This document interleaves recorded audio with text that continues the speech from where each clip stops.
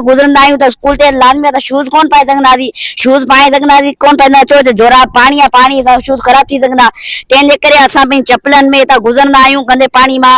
हिन गंदे पाणी में गुज़रण सां असांखे केतिरियूं बीमारियूं दरपेश ईंदियूं आहिनि, जीअं त खाड़ी जी बीमारी थी सघंदी आहे, वग़ैरह वग़ैरह बीमारियूं असांखे थींदियूं आहिनि। गटियूं ठाराहे पिया तव्हां, पाणी नथा करी ॾियो, 15-20 ॾींहं थिया नथा तव्हांखे घोड़ा हू होॾां मोकिले, होॾां रेफर करे, हू लाल बत्ती रेफर करे, हू होॾां रेफर करे, काउंसलर होॾां अचे मुंहिंजी नथी हले, भाउ तव्हांजी नथी हले, तव्हां इस्तीफ़ा ॾेई छॾियो, तव्हांजी नथी हले तव्हां इस्तीफ़ा ॾेई छॾियो, ठीकु आहे।